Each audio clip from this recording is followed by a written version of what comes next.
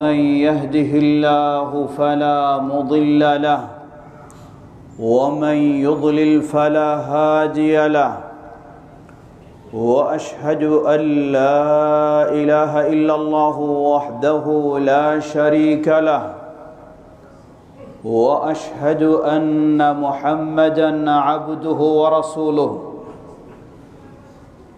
يا أيها الذين آمنوا اتقوا الله حق تقاته ولا تموتن إلا وأنتم مسلمون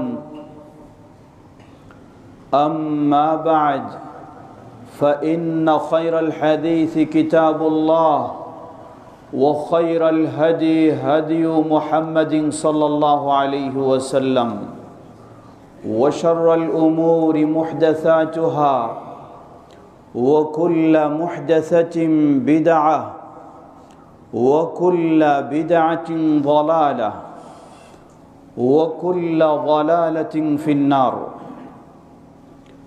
وقال الله تبارك وتعالى في سورة الإسراء بسم الله الرحمن الرحيم سبحان الذي أسرى بعبده ليلا من المسجد الحرام إلى المسجد الأقصى الذي باركنا حوله لنريه من آياتنا إنه هو السميع البصير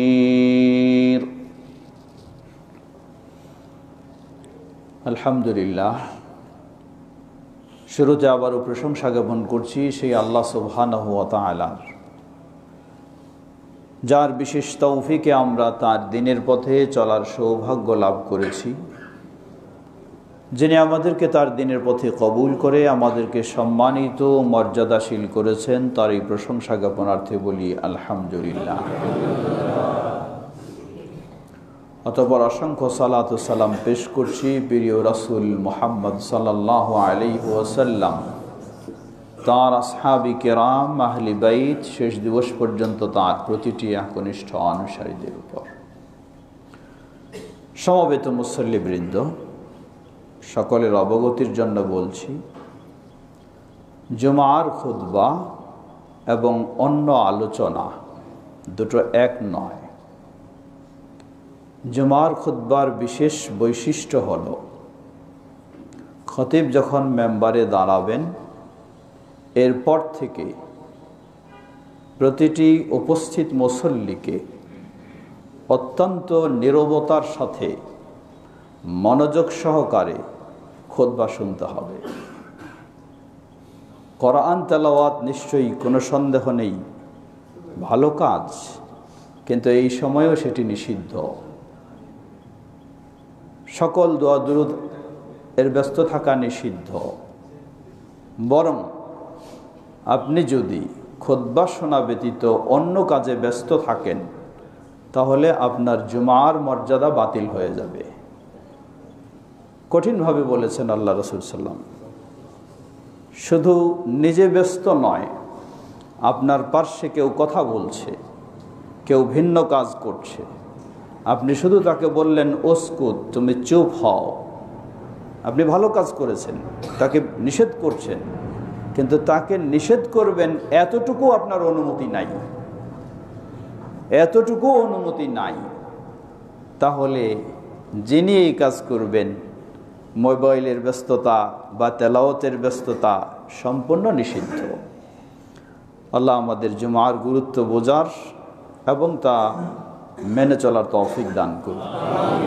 সমবেত মুসল্লিবৃন্দ, হিজরি বর্ষ অনুযায়ী যে মাসটি আমরা শুরু করেছি সেটি হলো রজব মাস। রজব মাস জাহিলি যুগেও এই মাসটির বিশেষ গুরুত্ব দিত। জাহিলি যুগের মানুষেরা বিশেষ ইবাদত করত এ মাসে, বিশেষ কুরবানি করত এ মাসে। আর ইসলামী যুগে তথা বর্তমান যুগে এই মাসটির বিশেষ গুরুত্ব দেয় এক শ্রেণীর বেদাত প্রিয় মানুষেরা। এ মাসটিতে খোঁজা হয় 26 দিবাগত 27 রাত। এটি হলো মেরাজের রাত হিসাবে খোঁজা হয়। 5 ওয়াক্ত সালাতের কোনো খোঁজ খবর নেই। ইমাম সাহেবকে আসে জিজ্ঞাসা করে কবে শবে মেরাজের রাত হবে আর কি কি সালাত পড়ব সেই রাতে, অথচ মেরাজেই ফরজ হয়েছে 5 ওয়াক্ত সালাত, সেই সালাতের খবর নেই আর শবে মেরাজের সালাতের জন্য ব্যস্ত হয়ে গেছে। এমনটি ভ্রান্তির দিকে আমরা রয়েছি। আল্লাহ আমাদের সঠিক দিন জানার এবং সঠিকভাবে মেনে চলার তৌফিক দান করুন। সমবেত মুসল্লিবৃন্দ, সুতরাং আমাদের একটু জেনে নেওয়া উচিত দুটো জিনিস। প্রথম হলো মেরাজ আসলে ইসলামে এর কোনো অবস্থান আছে কি না। দ্বিতীয় হলো এই মাসটিতে যে শবে মেরাজ পালন করা হয় এরই কোনো ইসলামে ভিত্তি আছে কি না।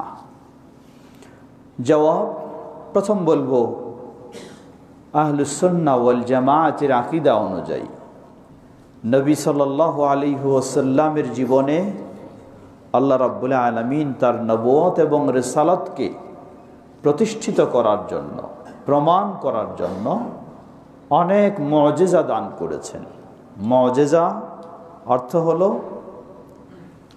অলৌকিক কিছু ঘটনা ঘটানো, যেগুলি সাধারণ নিয়মের বাইরে, সাধারণ মানুষের পক্ষে সম্ভব নয়। তো নবী সাল্লাল্লাহু আলাইহি ওয়াসাল্লামের জীবনে উল্লেখযোগ্য মুজিজাগুলির মাঝে আল ইসরা ওয়াল মেরাজ, এই মেরাজ এটা হলো উল্লেখযোগ্য একটি মুজিজা। এই মেরাজে রাসূল সাল্লাল্লাহু আলাইহি ওয়াসাল্লামকে দিয়ে আল্লাহ রাব্বুল আলামিন যা ঘটিয়েছেন কোনো মানুষের পক্ষে এমন ঘটনা ঘটানো সম্ভব নয়। সুতরাং আহলুস সুন্নাহ ওয়াল জামাআতের আকীদা অনুযায়ী কোরআন এবং সহিহ হাদিসের দলিল আলোকে একজন মুমিনের বিশ্বাস হবে যে মেরাজ এবং ইসরা হাক্কুন, এটি সত্য। নবী সাল্লাল্লাহু আলাইহি ওয়াসাল্লামের জীবদ্দশায় সশরীরে জাগ্রত অবস্থায় এই মেরাজ সংগঠিত হয়েছে। প্রতিটি মুমিনের এই আকীদা পোষণ করা উচিত। দ্বিতীয় প্রসঙ্গ, কবে এই মেরাজ হলো? এই মেরাজকে কেন্দ্র করে আমাদের কি করণীয় ও শিক্ষা রয়েছে? জবাব, মেরাজ কখন ঘটেছে এ নিয়ে ইসলামী স্কলারগণ, ইতিহাসবিদগণ অনেক মতামত ব্যক্ত করেছেন। তবে কোরআন এবং সহিহ হাদিসের আলোকে যা জানা যায়, দুটি নির্ভেজাল নির্ভুল তথ্য। একটি হলো এই মেরাজ সংগঠিত হয়েছে নবী সাল্লাল্লাহু আলাইহি ওয়াসাল্লামের হিজরতের পূর্বে মক্কা জীবনে।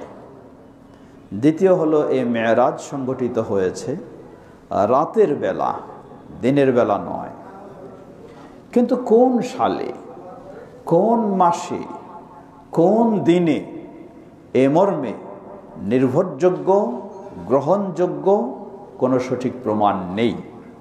তাই শুধু আমরা এতটুকু বিশ্বাস করব যে মেরাজ অবশ্যই সত্য, তা ঘটেছে রাসূলুল্লাহ সাল্লাল্লাহু আলাইহি ওয়াসাল্লামের জীবনে, জীবদ্দশায় জাগ্রত অবস্থায়, সশরীরে, রুহানিভাবে নয়, এবং সেটি হলো মক্কা জীবনে, হিজরতের পূর্বে।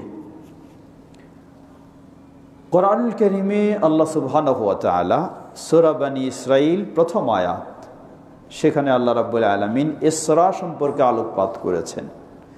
ইসরা বলা হয় রাতের বেলা এক জায়গা থেকে আরেক জায়গায় ভ্রমণ করা, আর মেরাজ বলা হয় ঊর্ধ্বগমন করা। তো দুটো জিনিস, একটি হলো রাতের বেলা ভ্রমণ, তা হলো বাইতুল্লাহ, কাবা থেকে শুরু করে মসজিদে আকসা, এ পর্যন্ত রাতের বেলা ভ্রমণ। মসজিদে আকসা থেকে সপ্তম আসমানের ঊর্ধ্ব পর্যন্ত গমন, এই ঊর্ধ্ব গমন, এই দুটো জিনিস। আল্লাহ সুবহানাহু ওয়া তাআলা সূরা বনী ইসরাঈলের প্রথম আয়াতে ইসরা সম্পর্কে বলেছেন। আল্লাহ বলেন, সুবহানাল্লাযী আসরা বিআবদিহি লাইলাম মিনাল মাসজিদিল হারাম ইলাল মাসজিদিল আকসাল্লাযী বারাকনা হাওলাহু লিনুরিয়াহু মিন আয়াতিনা ইন্নাহু হুয়াস সামিউল বাসীর। সুবহানাল্লাযী আসরা, সেই সত্তার পবিত্রতা বর্ণনা করছি যিনি প্রিয় বান্দাকে, তার বান্দাকে রাতের বেলায় বাইতুল্লাহিল হারাম, মসজিদে হারাম থেকে মসজিদে আকসা বাইতুল মুকাদ্দাস পর্যন্ত নিয়ে গেছেন। কোন মসজিদে আকসা? আল্লাহ রাব্বুল আলামিন বলছেন, যার চতুর্দিকে আমি বরকতময় করেছি। সুবহানাল্লাহ। আল্লাহ রাব্বুল আলামিন এই মসজিদে আকসাকে সে ঘাতক সন্ত্রাসী ইহুদ থেকে মুক্ত করে দিন। কেন নিয়েছি? লিনুরিয়াহু মিন আয়াতিনা, যাতে তাকে আমি আমার অসংখ্য নিদর্শন দেখাতে পারি, এজন্য নিয়েছি। এটা হলো ইসরা। সূরা নজমে আল্লাহ সুবহানাহু ওয়া তাআলা ঊর্ধ্বগমন সম্পর্কে আলোকপাত করেছেন 13 থেকে 19 পর্যন্ত আয়াতগুলিতে। তাই আমাদের প্রতিটি মুসলিমের বিশ্বাস হতে হবে, যেহেতু কোরআনে প্রমাণিত এবং অসংখ্য সহিহ বুখারী, মুসলিম ইত্যাদি হাদিসগুলিতে প্রমাণিত, কোথা থেকে কিভাবে গেলেন, কোথায় গেলেন, কার সাথে গেলেন, কি দেখলেন, কি ঘটল। এজন্য আহলুস সুন্নাহ ওয়াল জামাআতের আকীদা হলো এটি আমরা অবশ্যই বিশ্বাস করব। বরং এই মেরাজের মাধ্যমে আল্লাহ রাব্বুল আলামিন নবী সাল্লাল্লাহু আলাইহি ওয়াসাল্লামকে মানবীয় যত বৈশিষ্ট্য হতে পারে মানুষের, সর্বোচ্চ বৈশিষ্ট্য দান করেছেন আল্লাহ রাব্বুল আলামিন মুহাম্মদ সাল্লাল্লাহু আলাইহি ওয়াসাল্লামকে। শ্রেষ্ঠত্ব দান করেছেন মুহাম্মদ সাল্লাল্লাহু আলাইহি ওয়াসাল্লাম। আজকে উন্নত প্রযুক্তির যুগ, স্যাটেলাইটের যুগ। এখানে কি করছি, দূর দেশে দেখা যাচ্ছে।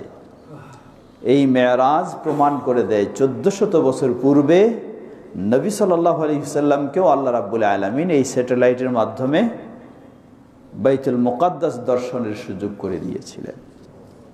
সহিহুল বুখারীর হাদিসে এসেছে, নবী সাল্লাল্লাহু আলাইহি ওয়াসাল্লাম যখন বললেন রাতে আজকে এই ঘটে গেছে, মক্কার মানুষেরা বিশ্বাস করল না।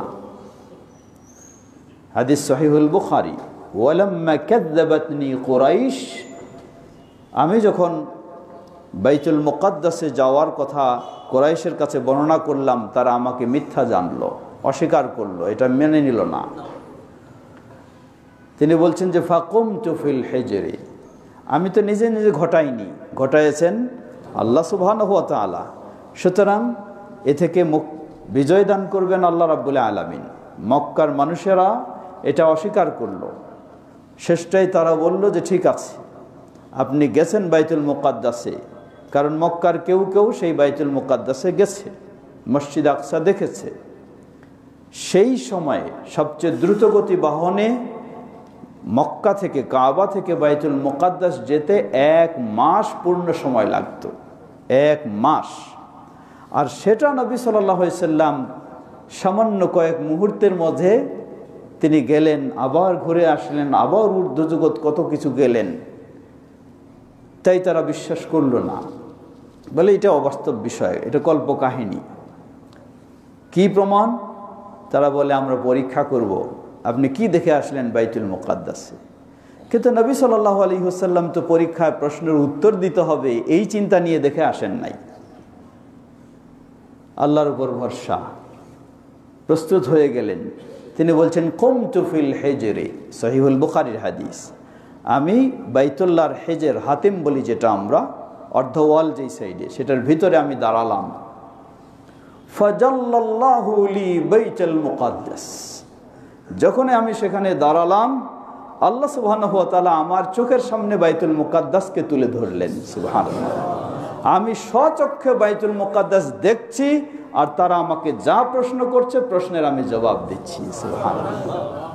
আজকের এই দুনিয়ার উন্নত প্রযুক্তির স্যাটেলাইট যেন নবী সাল্লাল্লাহু আলাইহি ওয়াসাল্লামকে আল্লাহ এর মাধ্যমে বাইতুল মুকাদ্দাস চোখের সামনে তুলে ধরলেন।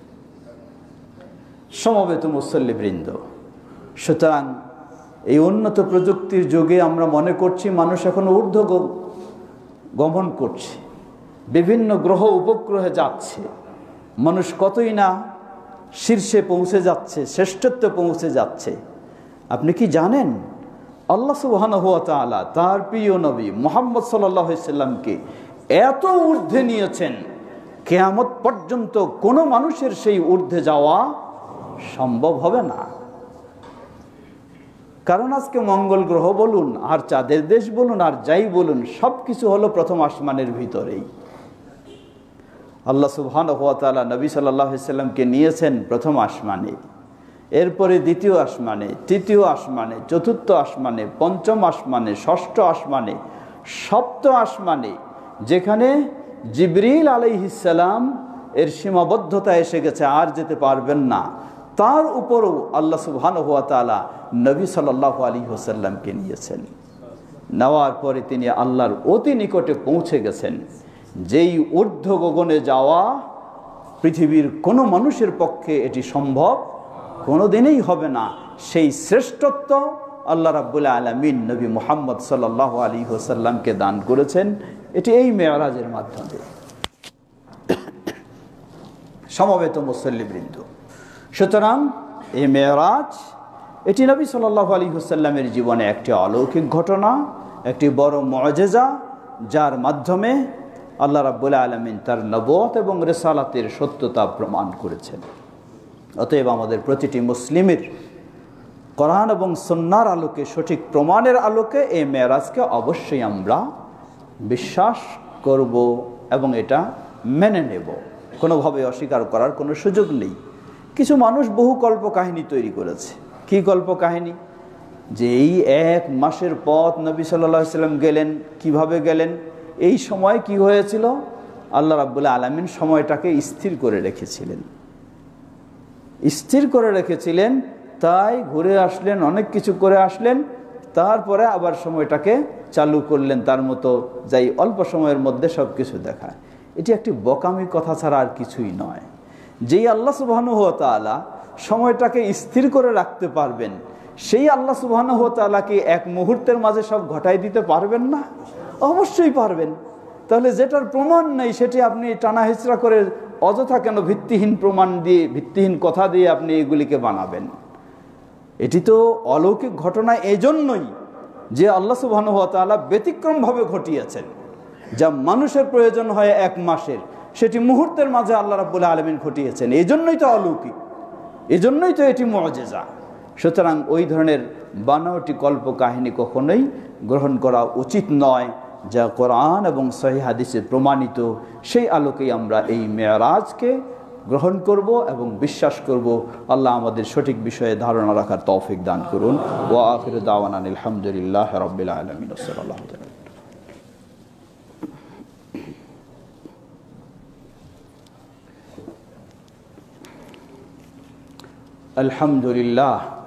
আলহামদুলিল্লাহ রাব্বিল আলামিন, ওয়াসসালাতু ওয়াসসালামু আলা আবদিল্লাহি ওয়া রাসূলিহি নবিয়িনা মুহাম্মদ ওয়া আলা আলিহি ওয়া সাহবিহি আজমাইন, আম্মা বাদ। সমবেত মুসল্লিবৃন্দ, দ্বিতীয় বিষয়ে আসি আমরা। এই মেরাজ থেকে আমাদের শিক্ষণীয় কি রয়েছে? আমরা প্রথমেই বলেছি, শবে মেরাজের প্রচলিত যে দিন তারিখ, রজব মাসের 26 দিবাগত 27 রাত, এটি নির্ভরযোগ্য নয়। এক হলো দিন তারিখ নির্ভরযোগ্য নয়, দুই হলো এই রজব মাস বা শবে মেরাজকে কেন্দ্র করে কোনো সিয়াম নেই, কোনো সালাত নেই, কোনো বিশেষ ইবাদত নবী সাল্লাল্লাহু আলাইহি সাল্লাম থেকে প্রমাণিত হয়নি। তিনি বলেন, মান আমিলা আমালা লাইসা আলাইহি আমরুনা ফাহুয়া রাদ। যে ব্যক্তি এমন কোনো আমল করবে যেই আমলের ক্ষেত্রে আমাদের কোনো নিয়ম নির্দেশনা নেই, ফাহুয়া রাদ্দুন আই মারদুদুন, প্রত্যাখ্যানযোগ্য, কখনো গ্রহণযোগ্য নয়। অতএব প্রচলিত শবে মেরাজকে কেন্দ্র করে রাত জাগা, রাতে ইবাদত করা, সিয়াম পালন করা, কোনো আনুষ্ঠানিকতা করা, সবগুলি মিনাল মুহদাসাত, বেদাতের অন্তর্ভুক্ত, যা গুনাহের কাজ, কখনো সওয়াবের বিষয় নয়। আল্লাহ আমাদের তা থেকে বেঁচে থাকার তৌফিক দান করুন। আসুন মেরাজ থেকে আমরা কি শিক্ষা নিতে পারি। মেরাজ থেকে আমাদের শিক্ষার বিষয়, সবচেয়ে বড় বিষয় হলো যে নবী সাল্লাল্লাহু আলাইহি ওয়াসাল্লামকে আল্লাহ রাব্বুল আলামিন তার নবুয়ত ও রিসালাতের প্রতিষ্ঠিত করার জন্য এই অলৌকিক ঘটনা ঘটিয়েছেন, তা আমরা বিশ্বাস করব। দ্বিতীয়, এই মেরাজ থেকেই এসেছে আল্লাহ রাব্বুল আলামিন নবী সাল্লাল্লাহু আলাইহি ওয়াসাল্লামকে 50 ওয়াক্ত সালাত দিয়েছেন। 50 ওয়াক্ত। যখন ফিরে আসেন, মুসা আলাইহিস সালামের সাথে সাক্ষাৎ হয়, হাদিস সহিহুল বুখারী। মুসা আলাইহিস সালাম ছোট্ট একটু পরামর্শ দিলেন, আপনি উম্মার জন্য 50 ওয়াক্ত সালাত পেলেন, কিন্তু উম্মা তো কখনোই এটা পালন করতে সক্ষম হবে না। আল্লাহর কাছে আপনি আরও কমায় নিয়ে আসুন। বারংবার আল্লাহর কাছে চেয়ে 50 থেকে 0 মাইনাস করে 5-এ রূপান্তরিত হলো। সুবহানাল্লাহ। আল্লাহ বান্দার প্রতি সহযোগিতা করলেন, সহজ করে দিলেন। কিন্তু আল্লাহ রাব্বুল আলামিন বলেন, লা ইউবাদদালুল কাউলু লাদাইয়া, আমি যা বলি তা পরিবর্তন হয় না। 50 দিয়েছি, বান্দার অপারগতা করার কারণে হালকা করে দিয়েছি, কিন্তু এই 5-এই যে আদায় করবে তাকে 50 ওয়াক্তেরই সমান সওয়াব দান করবেন। সুতরাং এই মেরাজ থেকে আমাদের জন্য বড় শিক্ষা হলো, দৈনন্দিন একজন মুসলিম নর নারী, তার জন্য সবচেয়ে ঈমানের পরে বড় ফরজ হলো 5 সালাওয়াত। এই 5 ওয়াক্ত সালাত আমরা সঠিকভাবে আদায় করব ইনশাআল্লাহ। মেরাজ থেকে শিক্ষণীয় দ্বিতীয় শিক্ষণীয় হলো সামাজিক বিষয়। আজকে সামাজিক দেখবেন, আমরা একটু সময় পেলে মা বোনেরা বলি আর পুরুষেরা বলি একই হয়ে গেছি। পরস্পরে কিভাবে সমালোচনা করা যায়, পরনিন্দা করা যায়, এইগুলি নিয়েই বেশি ব্যস্ত থাকি। অফিসে বলেন, চায়ের স্টলে বলেন, রেস্টুরেন্টে বলেন, আর যেখানেই বলেন, এমন কি মসজিদে এসেও যদি একটু ফ্রি বসে থাকেন, সেখানেও শুরু করে দিই অন্যের সমালোচনা, অন্যের গীবত, এইসব কিছু নিয়েই আমরা ব্যস্ত হই। এটি আসলে ইসলাম এটিকে নিন্দনীয় কাজ বলে চিহ্নিত করেছে। এটি ভয়ঙ্কর কাজ, এটি বড় ক্ষতিকর কাজ। এর মাধ্যমে পরস্পরের সম্পর্ক নষ্ট হয়, পরস্পরের শত্রুতা বিদ্বেষ পোষণ হয়। এজন্যই আল্লাহ সুবহানাহু ওয়া তাআলা বলেন, ওয়ালা ইয়াগতাব বা'দুকুম বা'দা, তোমাদের একে অপরে কেউ যেন গীবত, পরনিন্দা, সমালোচনায় লিপ্ত না হয়। তোমাদের কেউ কি পছন্দ করে সে তার মৃত ভাইয়ের গোশত ভক্ষণ করবে, এর মানে সেটাকে ওই মৃত ভাইয়ের গোশত ভক্ষণের সাথে তুলনা করলেন আল্লাহ সুবহানাহু ওয়া তাআলা। ওটা যেমন হারামের পর হারাম, ঠিক তেমন এই কাজটা যদিও হালকা, এটি সেই ধরনের হারাম। এই জন্যই নবী সাল্লাল্লাহু আলাইহি ওয়াসাল্লাম বললেন, আমি 2টি কবরের পাশ দিয়ে যাচ্ছিলাম, সেই দুই কবরের ব্যক্তিকে আযাব দেওয়া হচ্ছিল। তাদেরকে খুব বড় বিষয়ে আযাব দেওয়া হচ্ছে না, ছোট বিষয়ে। কি? একটি হলো আহাদুহুমা ইয়ামশি বিন নামিমা, সে শুধু গীবত চর্চা করেই সে চলতো, এটি ছিল তার স্বভাব, এই কারণে কবরে আযাব হচ্ছে। কেন বললেন ছোট? মানুষের দৃষ্টিতে এটি মানুষ ছোট মনে করে, এই কিছু নেই তো, একটু খালি বিনোদন করছি, একটু আলোচনা করছি, একটু গল্প করছি, কিন্তু আসলে এর মাঝে একটি ভয়ঙ্কর কাজ ঘটে যাচ্ছে। নবী সাল্লাল্লাহু আলাইহি ওয়াসাল্লামকে এই মেরাজে দেখানো হলো, জাহান্নাম দেখানো হলো, জান্নাত দেখানো হলো।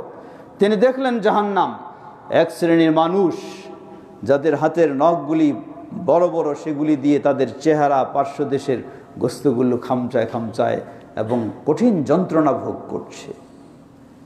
জিবরীল আলাইহিস সালাম জিজ্ঞাসা করলেন, কারা এরা? জিবরীল আলাইহিস সালামকে জিজ্ঞাসা করলেন নবী সাল্লাল্লাহু আলাইহি ওয়াসাল্লাম যে কারা এরা, কেন এই কঠিন শাস্তি তাদের? তিনি জবাব দিলেন, এরা হলো আপনার উম্মতের ওই ব্যক্তিরা যারা দুনিয়ার জীবনে মানুষের গোশত ভক্ষণ করাটা পছন্দ করত, তাদের শাস্তি হলো এই ধরনের। লা হাওলা ওয়ালা কুওয়াতা ইল্লা বিল্লাহ। দুনিয়ার জীবনে গোশত ভক্ষণ করা পছন্দ মানেই হলো একে অপরের গীবত, পরনিন্দা, চর্চা। আজকে আমাদের রাজনীতি বলি, সমাজনীতি বলি, এগুলি ছাড়া আমাদের কিছুই যেন আর কাজ নেই। অথচ এটি একটি ভয়ঙ্কর নিষিদ্ধ কাজ, যা সামাজিকভাবেও ক্ষতিকারক, পারস্পরিক সম্পর্ক নষ্ট করার কাজ একটি, বিদ্বেষ তৈরি হওয়ার কাজ একটি, বিভেদ তৈরি হওয়ার কাজ একটি। এই মেরাজ আমাদেরকে শিক্ষা দিচ্ছে, আমি যদি ওই কাজটা করি, যতই আমি ভালো মানুষ হই না কেন, আমাকেও তো সেই শাস্তি ভোগ করতে হবে। সুতরাং আমরা এই ধরনের নোংরা কাজ থেকে বিরত থেকে আমাদের দুনিয়ার জীবনটাকেও সুন্দর করব, আখিরাতের জীবনেও সুন্দর করব। আল্লাহ তৌফিক দান করুন। সমবেত মুসল্লিবৃন্দ, মেরাজ থেকে শিক্ষার আকীদাগত একটি বড় ধরনের শিক্ষা কি? সেটি আকীদাগত বড় ধরনের শিক্ষা হলো, ইমাম ইবনে আবিল ইজ আল হানাফি, হানাফি মাযহাবের একজন প্রসিদ্ধ ইমাম, শারহুল আকীদা আত-তাহাবিয়া, তিনি আকীদা গ্রন্থের ইমাম তাহাবির আকীদা গ্রন্থের ব্যাখ্যা করতে গিয়ে, মেরাজ প্রসঙ্গে আলোচনা করতে গিয়ে তিনি বলছেন, ওয়াফি আহাদিসিল মিরাজি দলিলুন আলা সুবুতি সিফাতিল উলুই লিল্লাহি তাআলা মিন ওয়ুজুহিন লিমান তাদাব্বারাহু। যে ব্যক্তি মেরাজের হাদিসগুলি নিয়ে একটু চিন্তা করবে, তার কাছে স্পষ্ট হবে আল্লাহ সুবহানাহু ওয়া তাআলা তিনি স্বসত্তায় সর্বত্র বিরাজমান নন, তিনি রয়েছেন সেই আরশের উপরে। সুবহানাল্লাহ। আশ্চর্য! দেখুন, আমাদের সমাজে বহু আলেম ওলামাও, বহু মানুষই যারা আকীদা পোষণ করে যে আল্লাহ সুবহানাহু ওয়া তাআলা স্বসত্তায় সর্বত্র বিরাজমান, নাউযুবিল্লাহ, এই জঘন্য খারাপ আকীদা পোষণ করে আল্লাহর বিষয়ে। সেই হানাফি মাযহাবেরই ইমাম ইবনে আবিল ইজ আল হানাফি রাহিমাহুল্লাহ তিনি বলছেন যে এই মেরাজের হাদিসগুলি যদি কেউ একটু চিন্তা করে, তাহলে তার কাছে স্পষ্ট হয় যে আল্লাহ সুবহানাহু ওয়া তাআলা তিনি ঊর্ধ্বে সর্বত্র স্বসত্তায় বিরাজমান নন। তা কেমনে? লক্ষ্য করুন, হাদিসগুলি প্রমাণ করে দিচ্ছে নবী সাল্লাল্লাহু আলাইহি ওয়াসাল্লাম তার গোটা জীবনে আল্লাহর সবচেয়ে নিকটে পৌঁছলেন কখন? মক্কাতে থাকা অবস্থাও সম্ভব হয়নি, বাইতুল মুকাদ্দাসে গিয়েও সম্ভব হয়নি, প্রথম আসমানে গিয়েও সম্ভব হয়নি, দ্বিতীয়, তৃতীয়, চতুর্থ, পঞ্চম, ষষ্ঠ, সপ্তম আসমানের ঊর্ধ্বে যখন গেলেন, তখন তিনি আল্লাহর অতি নিকটে পৌঁছে গেলেন। সুবহানাল্লাহ। যদি আল্লাহ সুবহানাহু ওয়া তাআলা সর্বত্রই বিরাজমান হতেন স্বসত্তায়, তাহলে তো মক্কায় নবী সাল্লাল্লাহু আলাইহি ওয়াসাল্লাম আল্লাহর নিকটে যেতে পারতেন, বাইতুল মুকাদ্দাসেও আল্লাহ রাব্বুল আলামিন এর নিকটে যেতে পারতেন। কিন্তু তা তো কোনোদিন ঘটেনি, ঘটেছে এই মেরাজের রাত্রেই। সুতরাং এটাই প্রমাণ করে একজন মুসলিমের আকীদা হবে, বিশ্বাস হবে আল্লাহর বিষয়ে যে আল্লাহ সুবহানাহু ওয়া তাআলা তিনি স্বসত্তায় রয়েছেন আরশের উপরে। সেখান থেকে তিনি আমাদের সব কিছু দেখেন, সব কিছু শোনেন, সব কিছু জানেন, সব কিছু ক্ষমতা রাখেন, সবটি সেখান থেকেই। এই জন্য ইমাম আবু হানিফা রাহিমাহুল্লাহ, আফসোসের সাথে বলতে হয় আজকে অনেকে ইমাম আবু হানিফা রাহিমাহুল্লাহর অনুসারী বলে দাবি করেন, কিন্তু ইমাম আবু হানিফা রাহিমাহুল্লাহর আকীদা তারা মানেন না। ইমাম আবু হানিফা রাহিমাহুল্লাহ তিনি বলেন, মান ক্বালা আল্লাহু মান ক্বালা লা আরিফু রাব্বি ফিস সামা আম ফিল আরদি ফাকাদ কাফারা লিআন্না আল্লাহ তাবারাক ওয়া তাআলা ক্বাল আর রহমানু আলাল আরশি ইসতাওয়া ওয়া আরশুহু ফাওকা সাবআ সামাওয়াত। ইমাম আবু হানিফা রাহিমাহুল্লাহ বলেন, যে ব্যক্তি বলবে যে আমার রব আকাশে আছে না জমিনে আছে কিছুই আমি জানি না, বললেন ফাকাদ কাফারা, সে কুফরিতে লিপ্ত হয়েছে।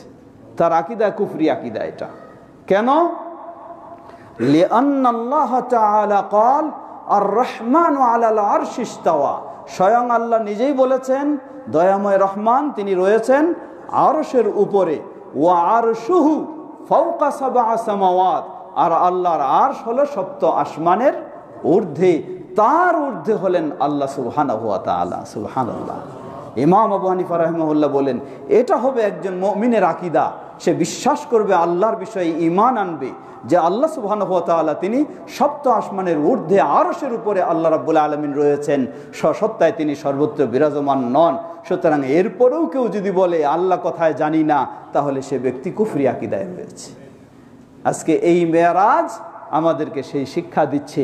আমাদের আলেম সমাজ এই মেরাজের কাহিনী শোনান, এই মেরাজের বর্ণনা দেন, কিন্তু তারা এরপরও আফসোসের বিষয় এই মেরাজ থেকেও তাদের আকীদাটাকে ঠিক করে নিতে পারেন না। আবার বলেন যে আল্লাহ নাকি স্বসত্তায় সর্বত্র বিরাজমান। শুধু এটাই নয়, এত জঘন্য পর্যায়ে তথাকথিত পীর তরিকা পীরপন্থীরা বলে যে আল্লাহ আমার কলবের ভিতরে রয়েছে। নাউযুবিল্লাহ। এমনকি আশ্চর্যের বিষয়, আল্লাহ বলছেন আল্লাহ আরশের উপরে, আর তারা বলছেন আল্লাহ আমার কলবের ভিতরে। এই জিনিসটাকে আবার মিলানোর জন্য আরেকটা হাদিস তৈরি করে নিয়েছেন, কালবুল মুমিনে আরশুল্লাহ, মুমিনের হৃদয় নাকি আল্লাহর আরশ। নাউযুবিল্লাহ, নাউযুবিল্লাহ। কিভাবে বিভ্রান্তিতে নিজেরা আছে এবং বিভ্রান্তিতে মানুষকে নিয়ে যায়। প্রিয় ভাইরা আমার, সুতরাং এই মেরাজ আমাদেরকে শিক্ষা দিচ্ছে একজন মুমিনের আকীদা বিশ্বাস হবে যে আল্লাহ সুবহানাহু ওয়া তাআলা তিনি সপ্তম আসমানের ঊর্ধ্বে আরশের উপরে রয়েছেন। এটাই আল্লাহর জন্য শোভা পায়, কারণ পৃথিবীর মাঝে আসমান জমিনের মাঝে সবচেয়ে বড় সৃষ্টি হলো আরশ। সবচেয়ে বড় সৃষ্টি হলো আরশুল্লাহ, আল্লাহর আরশ। সেই আরশের উপরে যিনি সবচেয়ে বড়, আকবার যিনি, আযম যিনি, তিনি হলেন সেই সবচেয়ে বড় সৃষ্টির উপরে। এটাই তো শোভা পায়। সুবহানাল্লাহু তাআলা। অতএব একজন মুমিন এই মেরাজ থেকে এভাবে আমরা শিক্ষা গ্রহণ করব। আল্লাহ আমাদের সকলকে সে তৌফিক দান করুন। আমিন। ইবাদাল্লাহ, আইয়ুহাল মুসলিমুন, আন্নাল্লাহ তাবারাক ওয়া তাআলা قال بسم الله الرحمن الرحيم سبحان الذي أسرى بعبده ليلا من المسجد الحرام إلى المسجد الأقصى الذي باركنا حوله لنريه من آياتنا إنه هو السميع البصير. في هذه الآية وفي آيات سورة النجم ولقد رآه نزلة أخرى عند سدرة المنتهى عندها جنة المأوى إلى هذه الآية أن الله تبارك وتعالى أخبرنا عن معراج رسول الله صلى الله عليه وسلم وإسراه. ففي هذا الشهر، شهر رجب، الناس يحتفلون ليلة الإسراء والمعراج، ولا شك أن هذا الشهر أي شهر رجب ليس هو الذي وقع فيه الإسراء والمعراج. لم يثبت في الكتاب ولا في السنة ولا في التاريخ بسند صحيح، بل نحن نعتقد أن الإسراء والمعراج وقع في عهد النبي صلى الله عليه وسلم المكي كما ثبت في الكتاب والسنة. هكذا يعتقد المسلم، كما قال الإمام الطحاوي: والمعراج حق وقد أسري بالنبي صلى الله عليه وسلم وعرج بشخصه في اليقظة إلى السماء ثم إلى حيث شاء الله من العلا وأكرمه بما شاء وأوحى إليه ما أوحى. فالمسلمون يعتقدون أن الإسراء والمعراج حق، ولكن لا يجوز الاحتفال بليلة الإسراء والمعراج في هذا الشهر ولا في شهر آخر، فإنه من المحدثات من الأمور المنهية. وقال النبي صلى الله عليه وسلم: من عمل عملا ليس فيه أمرنا فهو رد. فعلينا أن نبتعد من هذه الأمور المحدثة، وليس هذه من شريعة نبينا صلى الله عليه وسلم. وللمسلم دروس واعظة في هذا الإسراء والمعراج. منها نحن نعلم أن الله تبارك وتعالى فرض لعباده 5 صلوات في كل يوم وليلة في هذا المعراج. كذلك هذا المعراج يرشدنا ويوجهنا إلى ثبوت صفات العلو لله تبارك وتعالى. حيث أن النبي صلى الله عليه وسلم وصل إلى الله عز وجل فوق 7 سماوات لا في الدنيا ولا في مكان آخر.